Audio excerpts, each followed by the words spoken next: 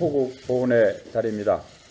지난 6월 6일은 제62회 현충일, 6월 25일은 한국전쟁 67주년, 6월 29일은 제2연평해정 15주년 등 국가를 지키기 위해서 목숨을 바치신 분들을 기리며 이 순간에도 보이지 않는 곳에서 국가 안보를 위해 헌신하고 계신 국군 장병들의 노고에 경의를 표합니다. 우리 자유한국당은 국가 안보를 최우선적인 가치로 삼는 적통 보수 정당입니다. 최근 문재인 대통령께서도 현충일 추념사에서 국가 유공자들에 대해 국가가 합당하게 보답하고 예우하겠다고 언급한 것은 긍정적으로 평가합니다. 그러나 이것은 말로만 그쳐서는 결코 안 될 것입니다. 특히 고령으로 여생이 얼마 남지 않은 6.25 전쟁 참전 유공자에 대한 예우를 강화하는 것이 매우 시급합니다. 보훈처에 따르면 현재 참전 유공자는 약 22만 명입니다. 그런데 대다수 참전 유공자들이 국가 연금 혜택도 받지 못하고 고령과 신체적 어려움 등으로 인해 경제 생활이 매우 어려운 것으로 알려지고 있습니다. 이 중에 1,800명이 참전 수당 외에는 별도의 소득이 없는 기초생활 수급자라고 합니다. 우리 자유한국당은 참전 유공자들의 예우와 보상을 강화하도록 하겠습니다. 현재 참전 명예수당은 월 22만 원, 무공 영예 수당은 월 28만 원에서 30만 원이 지급되고 있습니다.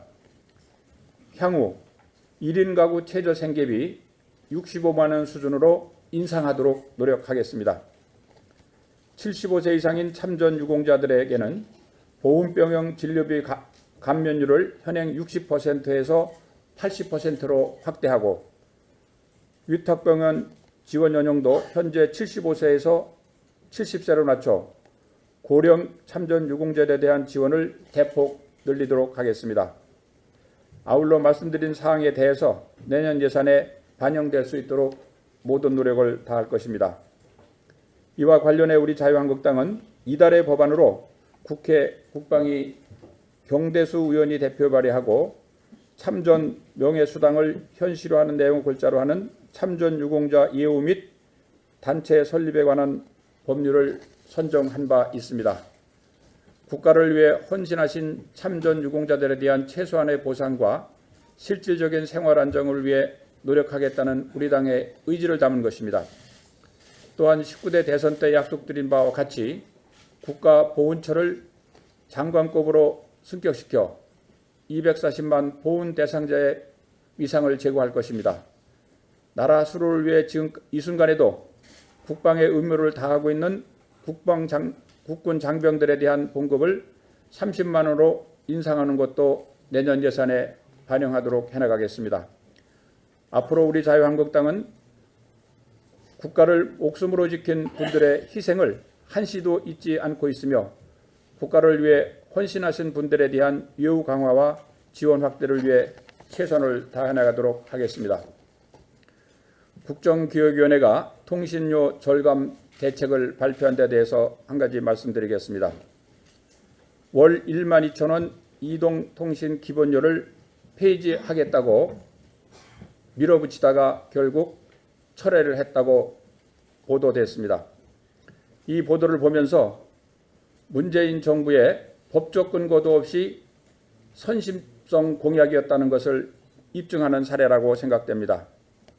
국정기획위원회는 법적 근거도 없는 기본료 폐지를 주장하며 현장의 목소리를 제대로 듣지도 않고 완장찬 점령군처럼 미래부와 이동통신사를 일방적으로 압박해 왔습니다.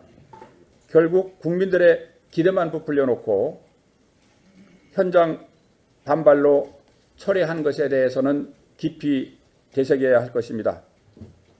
또한 요금 할인율 20%를 25%로 상향하겠다고 발표를 했습니다. 요금 할인 제도는 단통법 6조에 따른 것이라 별도의 조치 없이 실행 가능하다고 하는 입장이지만 업계에서는 미래부가 상위법이 아닌 하위법 고시를 통해서 강행한다고 반발하고 소송도 불사하겠다는 입장입니다. 국정기억위원회는 대통령 자문기구라는 점을 명심하고 현장의 목소리를 무시하고 점령군처럼 정책을 추진하는 것을 중단할 것을 다시 한번 촉구합니다. 이상입니다. 네, 어제 그 사당 원내대표 간 협상이 결렬이 됐습니다. 그 이후에 그 여당에서 나온 발언들을 보면 저희 자유한국당을 겨냥해서 백해무익한 정치 집단, 국정농단 정당, 그리고 야당의 대선 우는 발언까지 총동원돼서 쏟아져 나왔습니다. 저는 이런 발언들을 보면서 이것은 정말 집권 여당답지 못한 그런 발언들이다라고 생각을 하고, 야당의 이유 있는 반대를 놓고서 이런 식으로 나오면 어떻게 협치가 가능한가, 근본적인 의문을 갖지 않을 수 없다고 생각합니다. 국민을 앞에 두고 있는 정당 간에도 삼가해야 할 말이 있다고 생각을 합니다. 국민들이 참고 계신데 우리 정치권이 이래서는 안 된다고 생각합니다. 아주 극단적인 극한 적대감의 표현이라든지 상대당의 존재 자체를 부정하는 이런 사고방식에 깔린 그런 발언들은 반드시 지양돼야 될 그 발언이다라는 것을 먼저 말씀을 드립니다. 그리고 다음 주에 인사청문회가 있게 돼 있습니다만 우리 김상곤 교육부 장관 내정자의 발언을 보면 대한민국 자유민주주의를 가르쳐야 될 우리 교육부 그 장관으로서 정말 근본적으로 사상의 측면에서 이것이 용납될 수 있는 분인가 정말 걱정이 됩니다. 자본 족쇄를 거부하고 사회주의를 상상하라, 이런 발언이 언론에도 소개가 됐습니다만 이것이야말로 자본주의를 부정하고 사회주의 대안을 추구하는 이런 심각한 발언입니다. 이 발언뿐만 아니라 이러한 유사 발언이 상당히 여러 군데에서 여러 장소에서 언급이 된 걸로 그렇게 파악이 되고 있는데, 이것은 심각한 문제로서 인사청문회 과정에서 반드시 온 국민과 함께 검증돼야 될 발언이다, 이렇게 생각합니다. 우리 송영무 국방장관은 지금 방산 브로커 의혹을 받고 있습니다. 방산 비리를 척결해야 될 국방장관이 신성한 국민의 안전을 지키고 국방을 추구하는 이런 산업에서조차 비리를 저지르고 있다는 의혹을 받고 있는 것, 심각한 문제점이라고 생각합니다. 조대엽 노동부 장관 후보자 본인 스스로가 임금 체불과 관련된 모럴 해저드의 의혹을 받고 있습니다. 이런 분들은 빠른 시일 내에 본인들이 스스로 거취를 결정하는 것이 맞다 싶습니다. 과거 정부에서 이런 사례가 있었을 때 불과 며칠 지나지 않아서 스스로 자진 사퇴한 전례들이 얼마든지 있습니다. 이 정부에서는 왜 이렇게 이런 스스로 사퇴해야 될 분들까지 결단 안 하고 질질 끌고 있는지, 그리고 지명 철회를 하고 있지 않은지 답답한 신병이라는 말씀을 드립니다. 이상입니다. 짧게 제가 설명해드릴게요.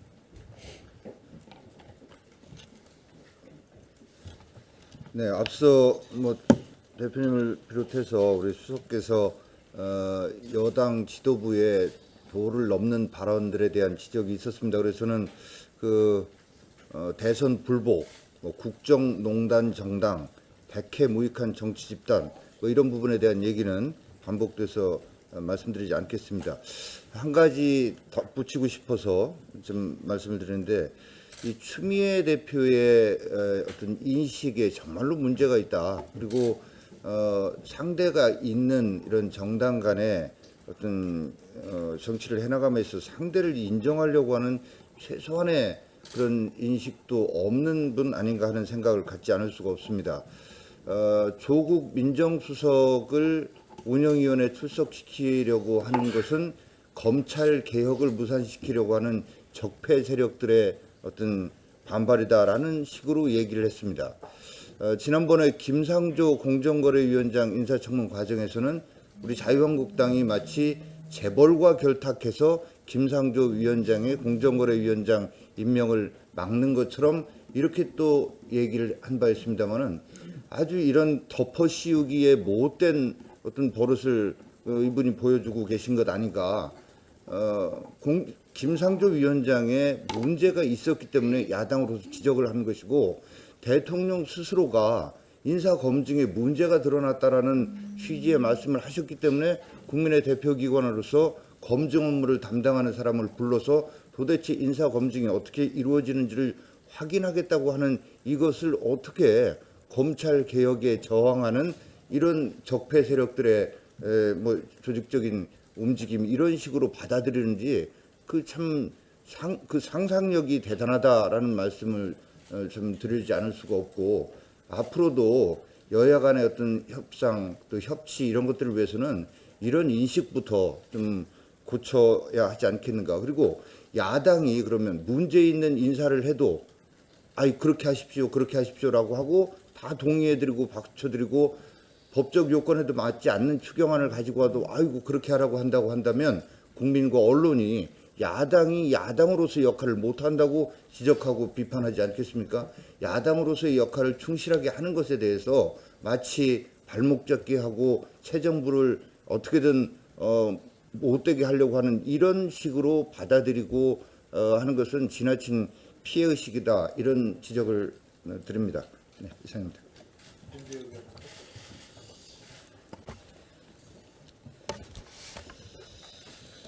송영무 국방부 장관 후보자와 관련해서 한 말씀 드리겠습니다.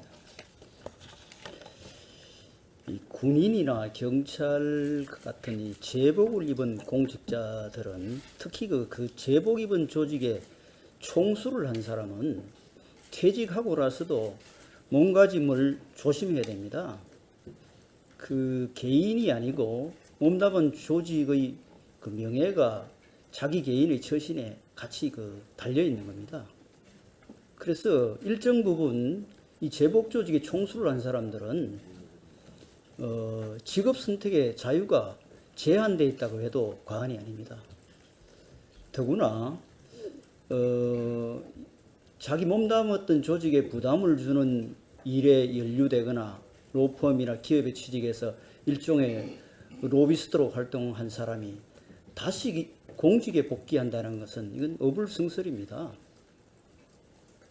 퇴직한 그 공직자들이 정도를 갈 수 있도록 이런 나쁜 선례를 저는 만들어서는 안 된다고 생각합니다. 특히 대한민국의 제복을 입은 공직자들이 국민의 존경을 받고 명예를 생명처럼 생각할 수 있도록 정부에서 그 사람을 발탁할 때 특별히 제복 조직의 총수나 고위직을 거친 사람들을 발탁할 때는 퇴직 이후에 처신을 어떻게 했는지를 면밀히 검증해서 발탁해야 된다고 저는 생각합니다. 그런 차원에서 송영무 국방장관 후보자는 부적절한 인사 추천자라고 생각을 합니다. 다시 하루속히 본인 스스로 사퇴를 하는 것이 본인의 명예와 몸담았던 조직의 많은 후배들이 지금 지켜보고 있습니다. 어려운 살림살이에도 제복을 입고 공직에 있었던 명예를 지키기 위해서 정말 고군분투하고 있는 많은 분들이 지켜보고 있다는 것을 아시고 하루속히 사퇴해 주시기 바랍니다. 현재 참전 명예 수당은 월 22만 원, 무공 영예 수당은 월 28만 원에서 30만 원이 지급되고 있습니다. 향후 1인 가구 최저 생계비 65만 원 수준으로 인상하도록 노력하겠습니다. 75세 이상인 참전 유공자들에게는 보훈병용 진료비 감면율을 현행 60%에서 80%로 확대하고 위탁병원 지원 연령도 현재 75세에서 70세로 낮춰 고령 참전 유공자들에 대한 지원을 대폭 늘리도록 하겠습니다. 아울러 말씀드린 사항에 대해서 내년 예산에 반영될 수 있도록 모든 노력을 다할 것입니다. 이와 관련해 우리 자유한국당은 이달의 법안으로 국회 그러나 이것은 말로만 그쳐서는 결코 안 될 것입니다. 특히 고령으로 여생이 얼마 남지 않은 6.25 전쟁 참전 유공자에 대한 예우를 강화하는 것이 매우 시급합니다. 보훈처에 따르면 현재 참전 유공자는 약 22만 명입니다. 그런데 대다수 참전 유공자들이 국가 연금 혜택도 받지 못하고 고령과 신체적 어려움 등으로 인해 경제 생활이 매우 어려운 것으로 알려지고 있습니다. 이 중에 1,800명이 참전수당 외에는 별도의 소득이 없는 기초생활수급자라고 합니다. 우리 자유한국당은 참전 유공자들의 예우와 보상을 강화하도록 하겠습니다. 현재 자유한국당은 국가를 목숨으로 지킨 분들의 희생을 한시도 잊지 않고 있으며 국가를 위해 헌신하신 분들에 대한 예우 강화와 지원 확대를 위해 최선을 다해 나가도록 하겠습니다. 국정기획위원회가 통신료 절감 대책을 발표한 데 대해서 한 가지 말씀드리겠습니다. 월 12,000원 이동통신 기본료를 폐지하겠다고 밀어붙이다가 결국 철회를 했다고 보도됐습니다. 이 보도를 보면서 문재인 정부의 법적 근거도 없이 선심성 공약이었다는 것을 입증하는 사례라고 생각됩니다. 국정기획위원회는 법적 근거도 없는 기본료 폐지를 호국 보훈의 달입니다. 지난 6월 6일은 제62회 현충일, 6월 25일은 한국전쟁 67주년, 6월 29일은 제2연평해정 15주년 등 국가를 지키기 위해서 목숨을 바치신 분들을 기리며 이 순간에도 보이지 않는 곳에서 국가 안보를 위해 헌신하고 계신 국군 장병들의 노고에 경의를 표합니다. 우리 자유한국당은 국가 안보를 최우선적인 가치로 삼는 적통 보수 정당입니다. 최근 문재인 대통령께서도 현충일 추념사에서 국가 유공자들에 대해 국가가 합당하게 보답하고 예우하겠다고 언급한 것은 긍정적으로 평가합니다. 국방위 경대수 의원이 대표 발의하고 참전 명예수당을 현실화하는 내용을 골자로 하는 참전 유공자 예우 및 단체 설립에 관한 법률을 선정한 바 있습니다. 국가를 위해 헌신하신 참전 유공자들에 대한 최소한의 보상과 실질적인 생활 안정을 위해 노력하겠다는 우리 당의 의지를 담은 것입니다. 또한 19대 대선 때 약속드린 바와 같이 국가보훈처를 장관급으로 승격시켜 240만 보훈 대상자의 위상을 제고할 것입니다. 나라 수로를 위해 지금 이 순간에도 국방의 의무를 다하고 있는 국군 장병들에 대한 봉급을 30만 원으로 인상하는 것도 내년 예산에 반영하도록 해나가겠습니다. 앞으로 우리